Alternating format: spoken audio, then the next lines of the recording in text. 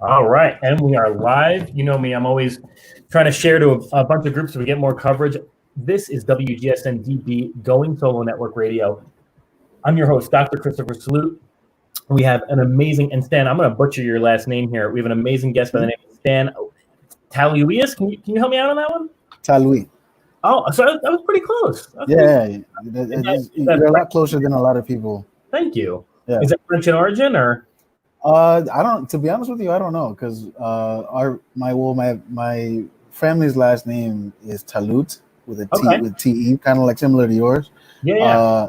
But when my mom came here from Haiti in 1981, immigration was like, nah, we don't think that's how it's spelled at all. Okay. And they butchered it. So you're wrong, right? And this is 1981. You would think by then they would have this isn't like 1932 where people are coming into Ellis Island or whatever in droves. Right. That's funny. So I'm sharing this podcast show to a bunch of my singles groups.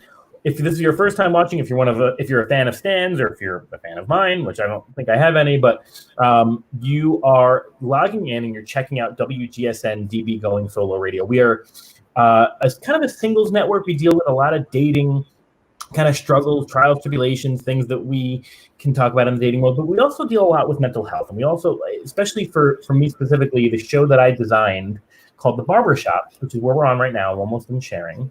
The Barber Shop is really centered around things that men tend to not discuss, right? So, and for Stan, this is something that, I'll kind of privy you to, and specifically because we're talking about this specific activity.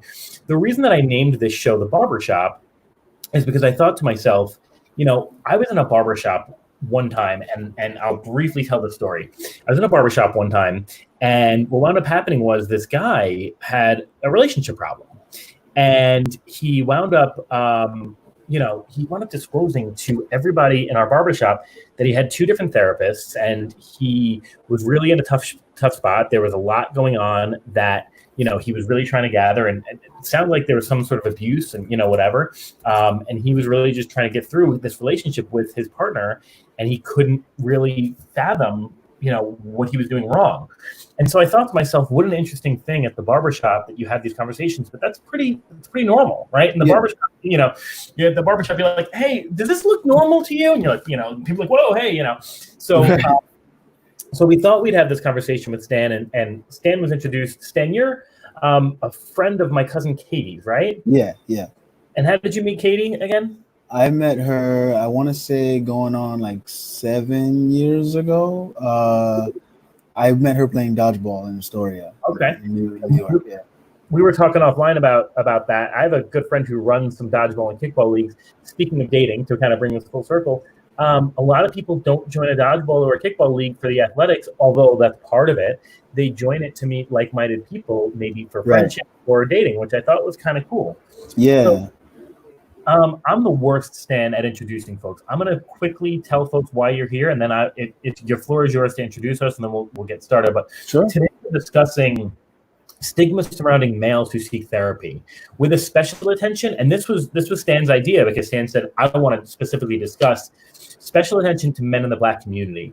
So I'm going to assume that there's a different level of stigmatization that goes with the Black community. But Stan, if you could tell us a bit about yourself, your background, and why we chose this topic, that would be great.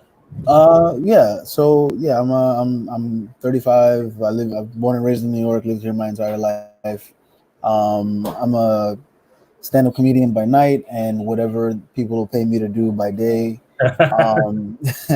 I've been in therapy. Well, I started going to therapy a few years back. I want to say maybe 2015. Okay. I went for 3 years, and then money got tight, and my insurance didn't cover it, so I stopped going. And I recently started going maybe a month ago. Okay.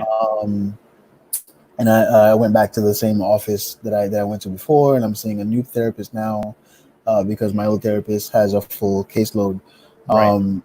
But the reason I started going to therapy actually goes back to to kind of make this full circle. One of my friends from college lived in the Bronx. She moved to Astoria, didn't know anybody, so she joined this dodgeball league and asked me to join with her, and then we could meet people. And then that's how I met Kate. And it was this same friend who introduced me to my old therapist. So she was doing free consultations, and I was like, all right, I'll give it a shot. I had never thought about it. Yeah. And as a comedian, I like talking anyway. Right. And from session one, the floodgates opened, and I was already going through a tough time at work at the time because I was working for a nonprofit, and it was just a toxic environment. I really didn't like it there, and the money wasn't worth it. So it got to the point where I started having nightmares about punching my coworker in the face. Wow. One of my supervisors, actually. So sounds almost more like a dream though than a nightmare. Yeah, well, it's funny because I worked overnight. So I remember that there was a lot of factors. I wasn't eating well. I was fat. Well, fatter than I am now. I've lost. At the time, I was up around 185, and I was about 30-40 pounds overweight, and I'm down to 150 now. And that's when I realized that's when I was diagnosed with type 2 diabetes. Oh, wow. So a lot of things that kind of factored in, and my old therapist helped me work through not only dealing with the issues I had at work, but kind of motivated me to find another job. And then when I started feeling weird about that job, she kind of talked me through that too. So unfortunately, what kind of, like I said, what kind of sucked was not being able to go again. And I was in 2018, I was dating a girl for about 11 months, and she kind of talked me out of going back to therapy at the time, and so it was a lot of things that I wasn't really a fan of. So now that I'm in a better position financially, and I'm I feel better about going back to therapy, and it's really helping. Actually, it's funny. I have a session tomorrow morning before work, so being that it's virtual, I think that's helped as well. It's totally helpful. So I want to comment on a couple of things. My boy Twice just gave me the eyes. Thank you for logging in today, Twice. If you normally expect Twice as my co-host today, I forgot to mention that today he's not in the session with me for a couple of reasons. I think he's got some things going on after the show, and I'm getting ready for a Hoover Dam trip tomorrow just to kind of clear my head mental wise. Yeah. So for those who are expecting Twice, but I asked Twice, I said, hey, feel free to comment because he's particularly interested in this topic as well. So if you're not seeing Twice, that's the reason. I can give you all a little bit of Twice if you want. I can give you that's how it is, and that's what we do. And if you're not saying it twice, it means you're not thinking two times. That's about all I could say for Twice. So that's all I got for Twice. But if anybody's expected to see Twice, he'll be on next week again. But I want to comment on a couple of things. Number one is I think teletherapy has been kicking everyone's butt in a great way. I think it's a really valuable tool for us. I use Talkspace personally. It doesn't, they don't pay me to say that. Maybe one day they will. And I also want to mention too, for anybody listening in any body positivity groups, weight gain is not a big deal for any reason. Your body changes for a number of reasons, especially during depression. I think what Stan was more concerned with was the diabetes that came along with the weight gain, right? That fault with the weight gain. So just for those who are listening, I want to make sure that y'all are okay with that. So this is really, really interesting stuff. So Stan, you mentioned a few things that I thought were really interesting, and I thought as we go through our conversation, we kind of break down some of these stigmas that I found on some websites. I'm on some websites like Huffington Post, for example. One of them says one stigma that you think about people, it's actually, there's two. One is that they're wasting their money, and two is that they're rich. And you definitely don't need to be rich to have, to worry about your mental health, to be concerned with your mental health and to take care of it. But it is something that a lot of folks do neglect financially, and they wind up paying for it later. Right. Yeah. It was one of the things that kind of concerned me going back. And when I didn't have health insurance or my health insurance wasn't very good, it kind of affected my decision. But I made the effort to go back, and I do have health insurance now, thank God. But one of the things that you can do, if you find a therapist that is willing, that you find a practice that is willing, they can do a sliding scale. And cool. What sliding scale means, if you don't know, is like you pay what you can. I'm technically on a sliding scale right now, but insurance is covered. Like once I reach my deductible, I think at that point it'll be completely covered. I'm not sure how that stuff works, but either way, like the rate that I'm getting now isn't too bad, and the rates that I've seen for like Talkspace, all things considered, aren't that bad. I've seen it be more expensive. So yeah, I mean, I would tell people, if you really want to seek therapy, I don't think money should be the thing that stops you. No, for sure. And this is something that, I mean, look, some people can't afford. Talkspace has now, I started Talkspace when I was at I think it was I don't remember, something like $150 a month or $170 a month. So that was really reasonable. Right. We're now up to about $2 something a month, and it was starting to hurt a little bit. But I have to say this, and I there was a great speech by this young boy. He was speaking in front of an entrepreneurship panel, and he said he wanted to be a congressman so he could make change. And then he said, no, screw it. I'm actually going to be an organic farmer. You can either pay your farmer or you can pay your doctor. And it's the same kind of thing with your mental health, right? You can pay for it now, or you can really let it slide. So I'm in the same position as you. My Talkspace therapist had to leave me because I moved from New York to Nevada. We had a great relationship. I mean, she would be like, okay, Julie, that's the girl you went on 2 dates with. One was at the arcade. Then she started dating this other guy, so you had to stop talking. And then y'all started talking 7. I'm like, wow, Holly. She's like, and she's a Virgo. And I'm like, that's great. So we had a great relationship. I was really sad to see her go.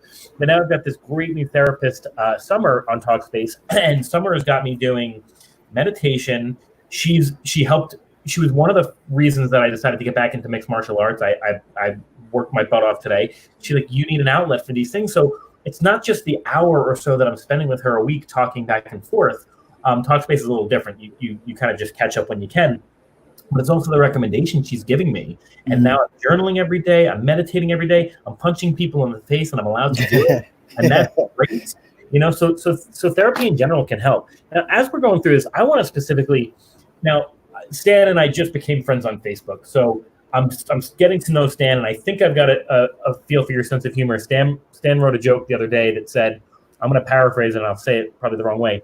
You sounded like you were at a flea market, and you got to watch white people buying trash from other white people and then reselling it for more money to even more white people. And to which I replied, "That's me. I'm white people." I like to think we're on the same level as far as our levels of comedy. I've typically taught in pretty diverse environments, and I'm like, look, what you see is what you got. I can't dance. I rap terribly, and I do it in front of my students. Like, this is who I am. Yeah. When you specifically wanted to talk about the stigmas that men face in the Black community, and I really want to touch upon that as we move forward into the show. We had a great guest. It was one of my first guests, Blake Banner, who's actually a mental health professional, and he's a Black man. And he talked about that as well, that Black men don't have enough role models, enough mentors that are saying it's okay to worry about your mental health. Now, I come from, an Italian Brooklyn family, so close enough, but certainly I'm not going to make that same, comparison. But, Italians from Brooklyn, they don't really think you should be seeing therapists either, right? Now, we obviously live other lives for various reasons, and we don't need to get into that, or we can. But tell me a bit more about why you specifically wanted to target the stigmas in the Black community. Well, it's the more I think about it, I think it's more of an old school mentality more than black white, because you're right. Like, there are people, I'm sure, older people in your family that kind of think that way, especially like people that kind of grew like born in the 50s, 60s, and kind of Right. grew up here. From my perspective, though, I'm not only am I black, but I'm Haitian. So, Oh, okay. I'm first generation. I was born here. I'm first generation. Yeah. So when I thought about when I decided to go to therapy, I was already in my I was in my 30s by then. Yeah. And when I brought it up, like the first couple of times I went, my mom was like, "Where are you going?" I'm like, "Oh, I'm going to the doctor." And after a while, it was like, "Oh, I'm going to therapy." And she's like, "Why do you need therapy? What's wrong?" Right. What's Because wrong? they equate going to therapy with something is wrong with you. Like, Right. and I don't know. That's obviously not the right way to look at it, but it's like, rather than, why can't I go to therapy without something? Why can't I just go and and and just talk to somebody, that I say the things that I can't tell you, or my dad or whoever. Yeah. um and when you sit in it for so long, like, one of the reasons I waited as long as I did was because of stand up. Because stand up essentially is therapy for me.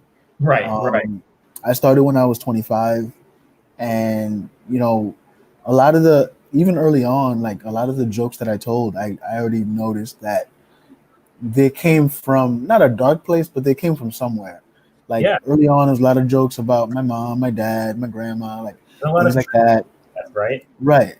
So, to me, like, I tried to take whatever trauma that I had and spin it positively and make fun of it, because my whole thing growing up, especially, I was always the smallest kid in school. Like, I got picked on. So, like, Right. my thing was to make fun of me first Right. and kind of get everybody on my side. You can't say anything that I haven't already said to me. So, like, that's how I dealt with it.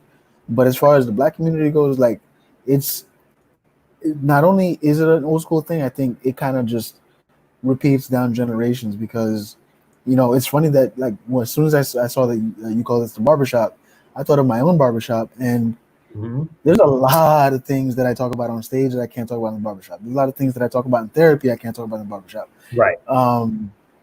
Because, well, for me at least, uh, the barbershop for me tends to be a place where you can't really change anybody's mind, and they're not really open to new ideas. Uh, Sexuality, I think, Right. is something you can't really talk about.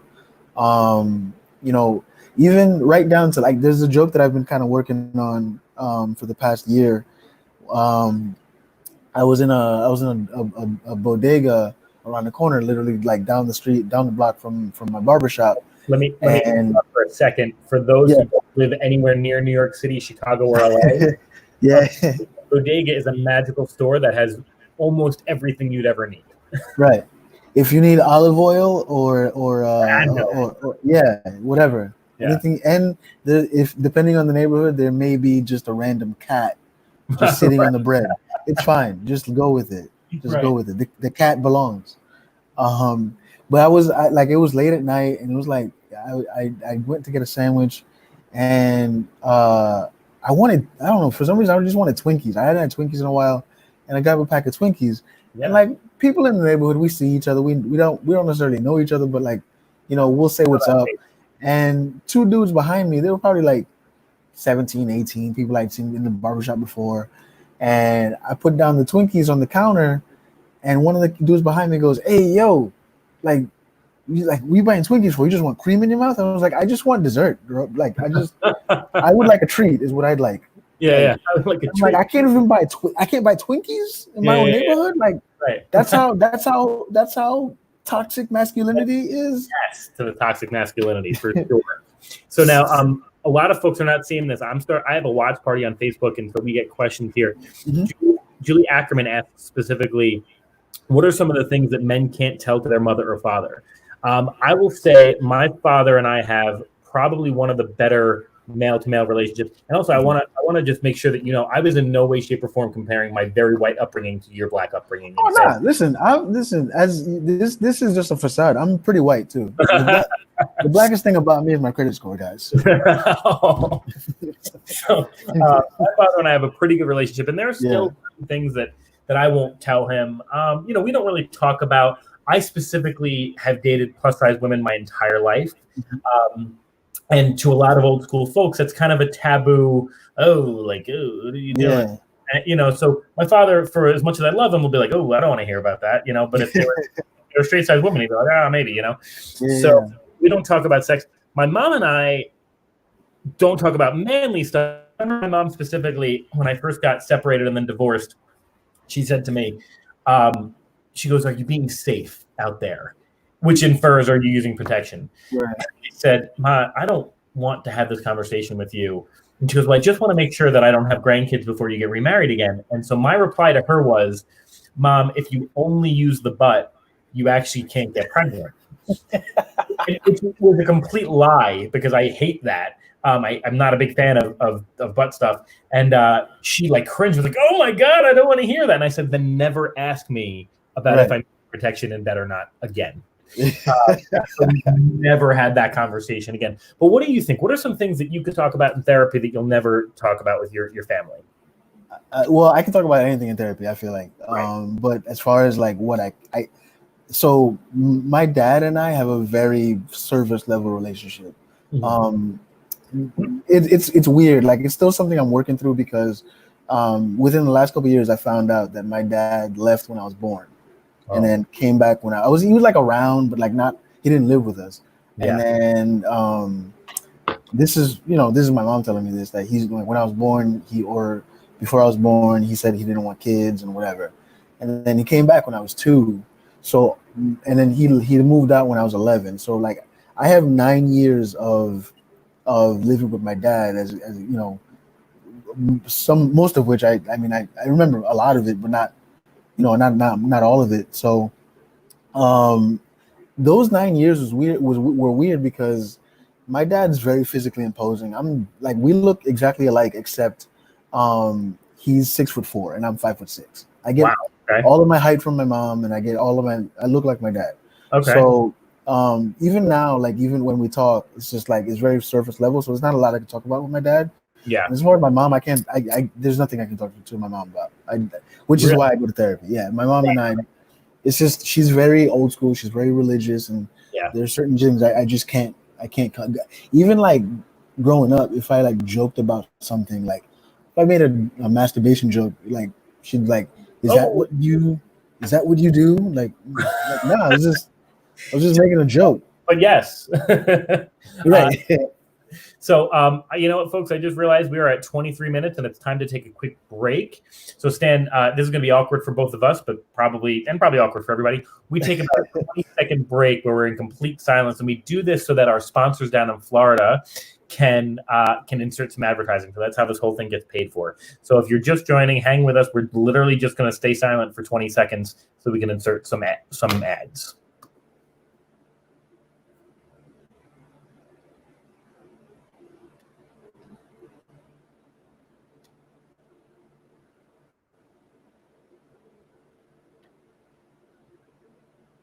And we're back. This is WGSN-DB, Going Solo Network Radio. If you're just joining us after the break, this is the Barbershop. I'm your host, Dr. Christopher Sloot. We've got Stan, I'm going to screw it up again, Talouis.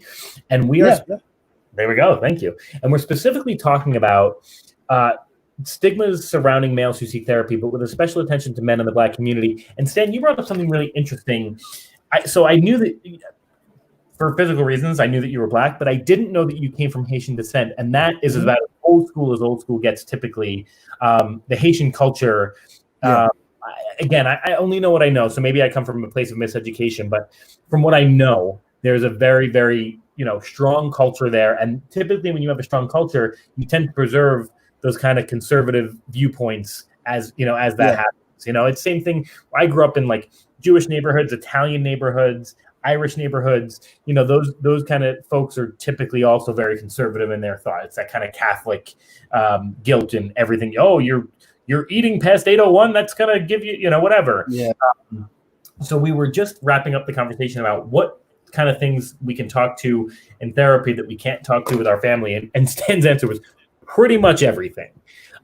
So that brings up another stigma that I wanted to bring to, for those who are just joining in. We're not only talking to Stan, but I pulled up a couple of stigmas online from just some articles like Huffington Post. One of the ones that I think is interesting that I'd love to talk with you about, Stan, the stigma that when we are in therapy, we are talking about you. We're talking about who, our friends, our family, our boyfriends, girlfriends, whatever. What do you think about that? I don't know if that's not false, but it's also not true, because in order for me to talk about me, I have to talk about other people. I have to but I think people assume, like, when I'll be honest with you, when I told my mom I was going to therapy, she was like, "Oh, what are you telling your therapist that I do to you? Like, what are you telling your therapist that I've done?" And I'm like, it's not about you. It's not about you. Sure, it's about how our relationship is. It's about, how I react to things that happen between us, but it's not about you. Like, if it was about you, I would ask you to come in. I would seek therapy with you. But and I think that's one of the things that my ex-girlfriend, I think that's one of the things that she might have been afraid of as well, because she was very against it. And I mean, she's a white girl from Wisconsin. She's very liberal. So I just don't know. I think part of it was the money. But at the time I was making as much money as I've ever made, if not more. Right. So I wasn't really worried about that. So I don't know where her fears come from. And I do think that people feel like when you go to therapy, my thing is, like, I don't care enough about what other, not that I said I don't care what people are going through. I don't care enough about what people think of me for me to think, oh, what are you talking about in therapy? If are you discussing me? I've also don't know anybody that well that's been to therapy. Like, I'm the only person within my circle of friends that goes, as far as I know. And I'm very open about it. And I've never, other than my mom and my ex, I haven't had too many people feel that way, but I could understand why they would. Because, like I said, I can't talk about me and what I'm going through without discussing you. Yeah. And that brings about a couple of stigmas too. And I want to touch on that. So conversations like this and shows like this, I think, I'm not trying to toot my own horn, but for a second I will. The more we discuss mental health, the more people will say, okay, it's cool. You brought up something interesting in the beginning of the show. When you said you started going to therapy, your mom said, well, what's wrong with you? Right. Mm-hmm. And that is typically a reaction that, if you say you're going to the doctor, they go, oh, what's wrong? Right. So that's not too different. Right. But the response that we can always say when we're going to the doctor is, I'm just going in for a checkup. Right. Mm-hmm. We tend not to say that when we're going to see a mental health professional, but we can. I'm literally just going for a checkup. I'm going to make sure that there is nothing wrong with me. And mental health is where it should be. So that's a couple of misconceptions that I want to group together. One is that we are weak. The second is that we're crazy. And the third is that we don't have a healthy group network of loved ones. This, I think, the third one, we don't have a healthy network of loved ones, is where most people get offended. Mm-hmm. Because they think to themselves, why can't you talk to me? Mm-hmm. They can't, because it could concern you, or I'm embarrassed to discuss. For example, there are times in which my life in which my own I'm trying to think of the word, my own intimacy is affected, right? If I'm having a rough couple of weeks at work, I feel like I may have lost my masculinity, which is a huge portion of how I like to be intimate, right? I can't really tell my partner I'm having trouble being intimate with you because of this thing over here, right? Mm-hmm. Really difficult thing for me to say. Sometimes I have to ask my therapist, I need to make sure I don't hurt my partner. How do I say this in a way that lets them know that they are hot, they're beautiful, they're gorgeous, they're amazing. I have a problem and I need your help, right? Mm-hmm. What do you think about that stigma that there's nobody, that we don't have this group of loved ones and that's why we go to therapy? That's literally one thing that my ex said to me. She was like, well, you don't need to go to therapy. You have me. And at the time, one of the reasons I wanted to go to therapy was so that I could figure out if this was right for me, if this relationship was right for me. I think it's true. It's there's certain things I just can't talk about with everybody. Right. Like one of the things that when I broke up with my ex, one of the things that she kind of threw in my face was she threw things in my face that I had kind of disclosed to her, not so much in confidence, but like just stuff that I was vulnerable, like my sexuality. Like you often bring those things up as you're exiting a relationship, which we've talked about on other shows. That's the wrong thing to do, right? Right. To exploit somebody's, I don't even want to say a weakness, because I don't want to call it a weakness of yours, but to exploit someone's vulnerability that they share, whether it was in confidence or not. Pillow talk is something that, like, I cherish. You know, do I enjoy physical intimacy with my partner? I do.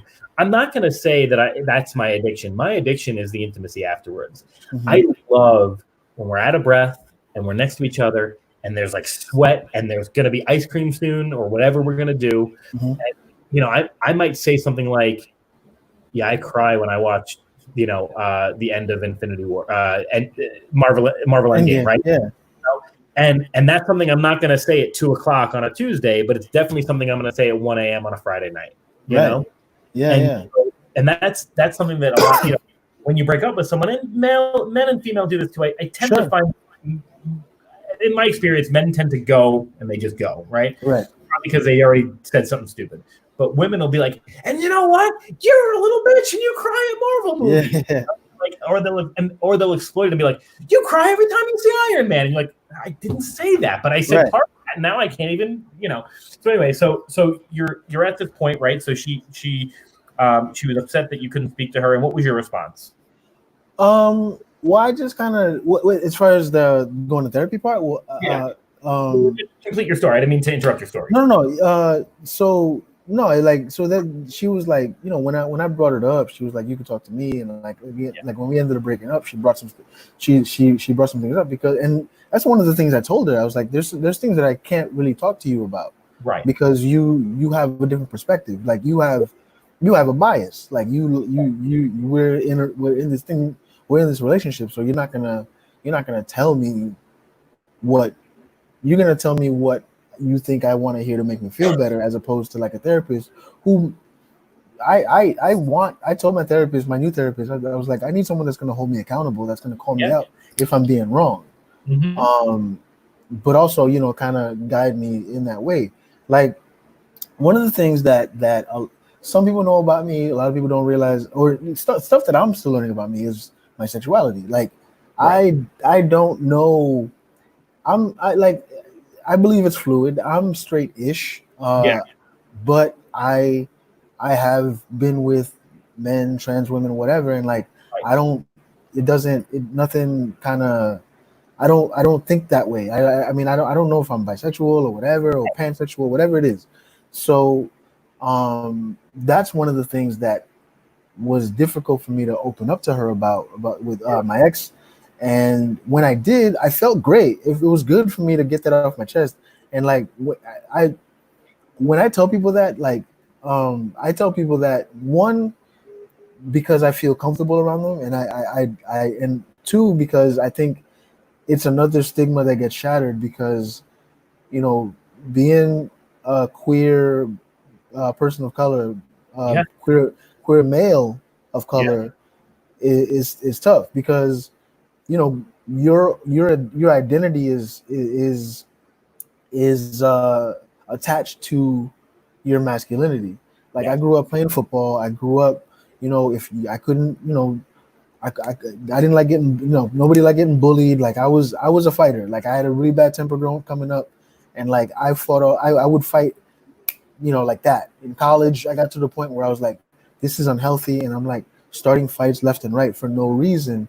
And that's kind of like where I started. They made me go see a counselor in college, and that's kind of like where my mental health journey kind of began.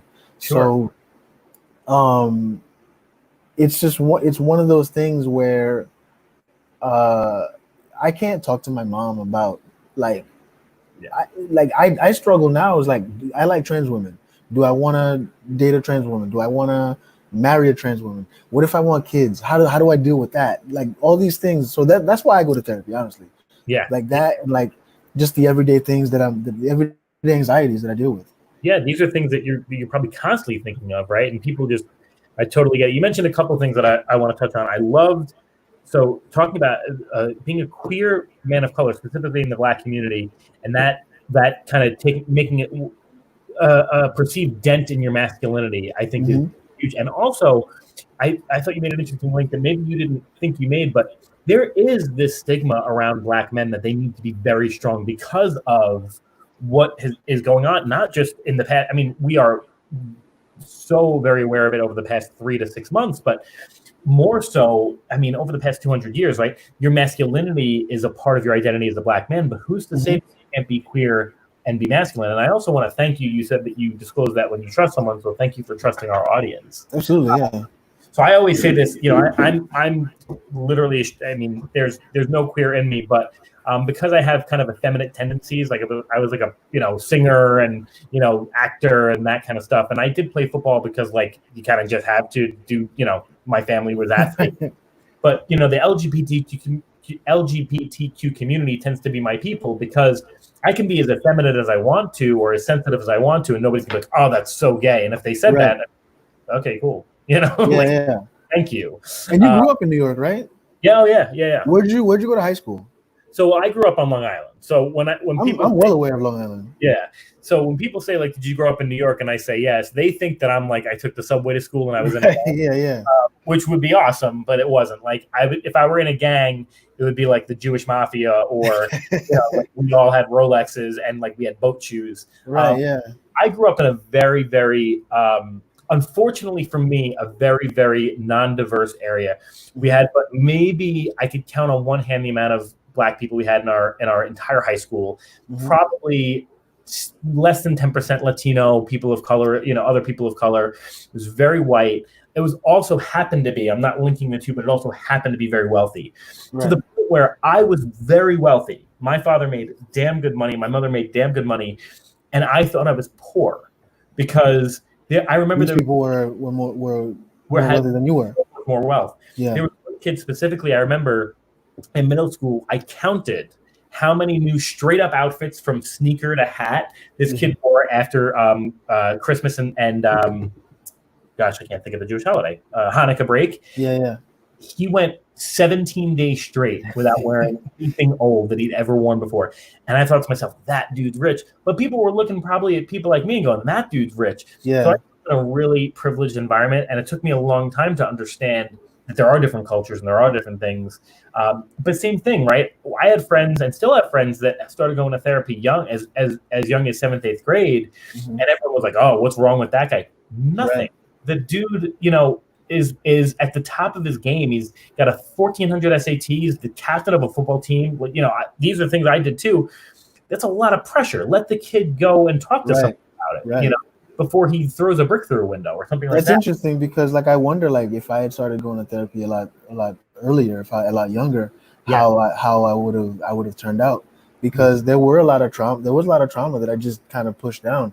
Like, it's funny kind of seeing the wealth gap. Like I was always kind of aware of the wealth gap because, you know, I was born in Manhattan. I lived in Washington Heights till I was about 9. I moved to Queens. We lived in the suburbs, so like that was a jump up, and that's where I've been since.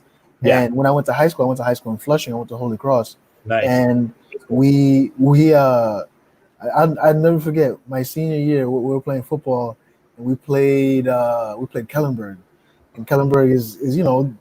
I mean, it's not all white, but there's a lot of white kids that go there, and it's a good school. I think it's in Garden City or something like that. Yeah. For anybody who doesn't know Garden City, it's like one of the top 5 wealthiest towns on Long Island, which is like the 3 wealthiest counties in the country. So that's a level of wealth that you're like a town over from Roslyn, which I think was like one of the top 5 town in the country. Yeah. So I remember like we had lost to Kellenberg in overtime, and our coach laid into us. He was like, you see these guys, they're coming to the school and they're coming to the game in their own cars, BMWs and blah, blah, blah. And you guys going back to Queens in a cheese bus. And I was like, wow, we already lost, but you know, thanks. Thanks. Cool. Uh, so, but yeah, like it's like I wonder about that because I think I lashed out a lot because of some of I didn't know how to deal with a lot of the things that I was dealing with, and one of I have three younger cousins that I'm very very close with. Cool. And they're right now they're 23, 24, and 25. Okay. And we've gotten closer, but there's still like it's weird. We're raised by the same people, but we're also different. Like me and the youngest one, me and the 23-year-old, we're the closest because I'm her godfather, and Nice. we have very similar. We're very outgoing, and the two middle ones it's so weird because the oldest one, she's a bookworm and she's very sheltered, and her mom had survived breast cancer, and because of that, she's very frugal with money, and like she's very bookish and very socially awkward. And then the middle one, the boy, he's been in and out of rehab, and like I kind of tried to be his father figure growing up. I took him to all the CYO basketball games, and like I took him to practice, and I tried to be the common denominator that I can find is that all of our dads bounced. Okay. Like yeah. all four of us. Like Yep. the two youngest ones are brother and sister, but like three dads gone, and like we all kind of dealt with it differently. And like I had my temper, and like she got into books, and like kind of she became sheltered into anime, and like this one got into drugs, and this one just social butterfly and just doesn't want to be home ever. Yep. And even now, as we're older, me being 10 years older than they are, like these are things we talk about, and like I encourage them to get into therapy because we're all a little, I hate to say it this way, but we're all a little messed up because we've never dealt with that trauma. I see it. Like it's so funny. The youngest one, every guy she dates is a spitting image of her father. Right. Spitting him, and she sees it, but she can't help herself. Yeah, it's a trope that people talk about, but it's exactly it. Yeah. You mentioned a couple of things I want to touch on. So there's a great meme out there. I'm sure you've probably seen it, and for anybody who's watching, two brothers grow up, and one becomes an alcoholic, and the one never touches a drink. And they ask him, "Why did you become an alcoholic?" He goes, "Oh, well, my father was an alcoholic." Mm-hmm. And then the second one, they go, "Why don't you drink?" And he goes, "Well, because my father was an alcoholic." Mm-hmm. Right. So we don't realize the levels of impacts that our families have on us. I mean, I've dated folks who have said to me, "I hate my father, and you remind me of him." And I'm like, "Well, Jesus." So then, like, you know what I mean? Yeah. You had mentioned too, you hate to say it, but we're all a little messed up. We're all a little messed up. Yeah. And especially I specifically think, I don't know what happened between the boomers and Gen X, and then I'm assuming you're like in my kind of Gen millennial kind of, and then under. Something happened where we just got this extraordinary like group of circumstances where just like we can't deal with it. First of all, I'm going to work for the rest of my life. I'll never have a house for $45,000 that'll turn into $700,000 property. Mm-hmm. And I bought a house very young. I was very fortunate. I worked really hard. I made a lot of money. So I'm probably an outlier, right? Never be in a situation where myself or my partner can't, decides not to work, right? Mm-hmm. I'll never be in a situation where, we're moved up these certain ladders, or, and social media also, it gives us a great outlet, but my God, is it maddening? I mean, literally maddening. Yeah. I was having a good day a couple of days ago. I was like, man, I'm having a great day. And somebody's like, "Oh, one of your ex-girlfriends says you're an asshole." And I was like, God damn it. I was really having a good day, really going well until, the online thing goes. But you're right. We all kind of internalize these things differently. So just really interesting that you bring that up. I wanted to kind of close this out because we're getting to the point where we're starting to, we're starting to end up. So a couple of the stigmas here that I thought were interesting. One of the ones that Huffington Post says, our therapist tells us what to do and what to think. Now, I know personally, I will bounce ideas off my therapist and be like, "Hey, I'm at work," and it's not, sometimes it's not even that pressing. It's not like, "Hey, I'm about to jump off a cliff." It's like, "Hey, I'm at work. My boss said X, Y, and Z. I need to express to them that I'm unhappy without losing my job. Can you help me through that? What are some of the things that to break that stigma. I mean, did your therapist tell you what to do, or what's the difference? No, absolutely. Like she'll like, well, my old therapist would give me tips on how to deal with certain things, especially like anxiety and anger. Like I said, when I started going to therapy, I was literally at the point where I wanted to fight my supervisor. And if I never, like, I'm such not a non-confrontational person. So what she would do is she would kind of give me tips on how to avoid contact, because she knew that she could tell me all day that you need to confront him. She knows I wouldn't. So she, taking that into consideration, she would be like, oh, well, you should, she told me to start reading.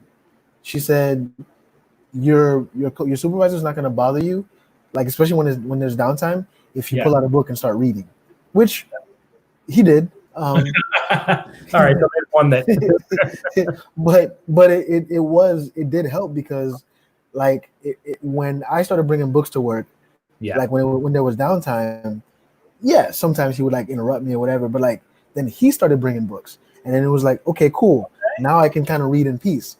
And it helped me it helped me stay at the job longer while I looked for something else. And I didn't go crazy.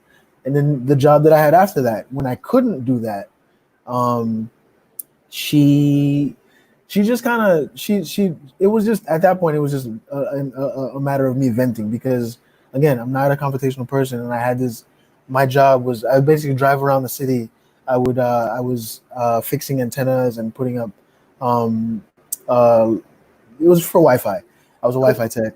So I didn't have that opportunity, and like, a lot of the stuff that this guy, my coworker, would do would negatively impact me. Like he was lazy, didn't, I'd have to do a lot of extra work. So she knew that I wasn't gonna confront him. So she was like, okay, maybe just finish up your work a little bit faster, get to work a little bit earlier, so that he can't push this onto you. By the time he calls you, you're already on your way back home. Right. So those are little tips and tricks that she kind of helped me use to get through. Yeah, very cool. And so we're going to wrap things up. I do have one more question for you, but you mentioned something earlier that I wanted to bring up as well. Mm-hmm. You mentioned you had wished that you or your loved ones had gone to therapy even sooner than they had, and I think that's brilliant. So I'm a mixed martial artist. I was at MMA once, and I've grown up pretty chubby. I'm pretty dad bodish probably right now, but I've been bigger, I've been smaller, and for me, fat acceptance is a really big part of my life. It's something, trying to accept my body. I happen to see two kids about my size growing up. Like one kid was like 17 and the other kid was 14, and they were both chubby kids.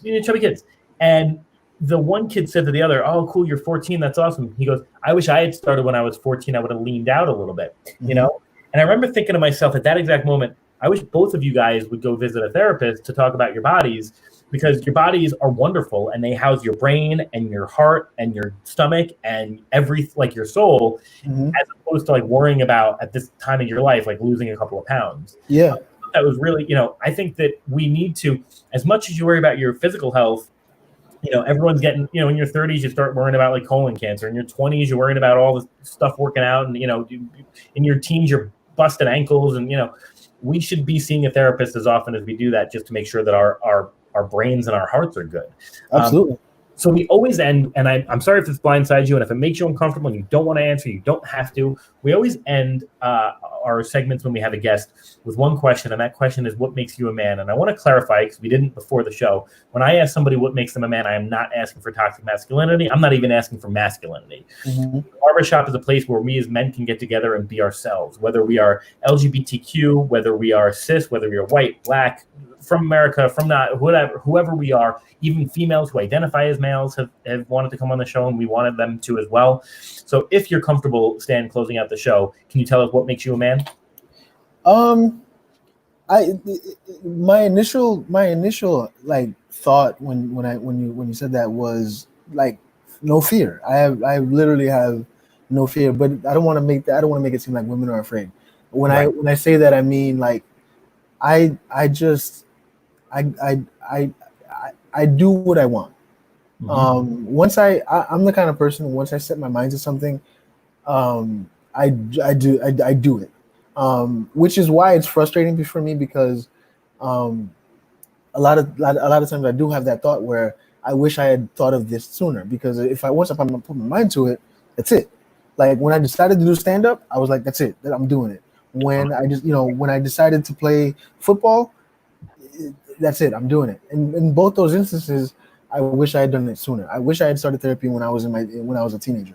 I wish I had started playing football a lot sooner, because by the time I understood the game the way I do now, I was kind of like, I was done playing. I still play flag football now, but like I wonder sometimes, okay, had I cared about what I was eating, working out, and all these things when I was 13, 14, where would I be now?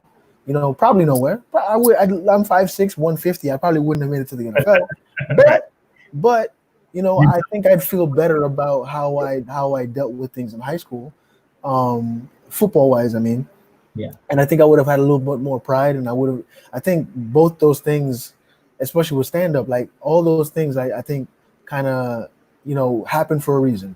I played football when I did for a reason. I started comedy. If I started comedy when I was 17, what would I have talked about? I would have talked about, getting a random erection at an all boys high school. Like would have. So who knows? But I'm glad I started when I think about it now. I'm glad I started doing stand up when I did, because I had X amount of years of experience to talk about, to joke about, and I'm glad I started going to therapy when I did, because I could have not gone at all, and I could have waited, and it could have affected me way differently. So at the end of the day, I think what makes me a man is like just setting my mind to this one thing and saying, all right, this is what I want to do. I'm going to do it. I decided earlier this year I'm going to move out, and you know what? I'm terrible with money, and somehow I've been able to save $7,500, and I'm going to move out soon. Nice. But it's one of those things. As soon as I put my mind to it, I was like, "That's it. I'm doing it." Right. And you bring up a good point as we wrap up the show too. I've been asking this question for months now. What makes you a man? And I never thought to myself, does making someone a man degrade the female perspective? And so thank you for letting me know that. When I ask folks what makes you a man, I'm really asking them a question of their identity. And we're trying at the barbershop to break down the stigmas that make men, because men are anything, and there's anything that can make you a man, and there's anything that can make you you. So with that, Stan, I want to really thank you for coming on to our show today. Thanks for having me. Yeah.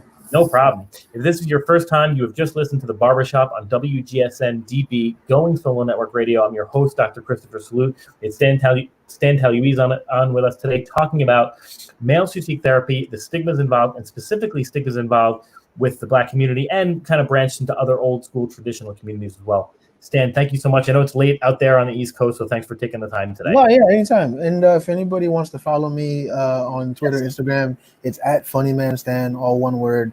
I respond to everybody. Hit me up, send me a DM. I don't know. I'll talk about whatever. Awesome. All right, Stan, thank you so much. Folks, thank you all for hanging with us. We ran a little late today. Y'all have a good night, and stay bold and stay with the barbershop.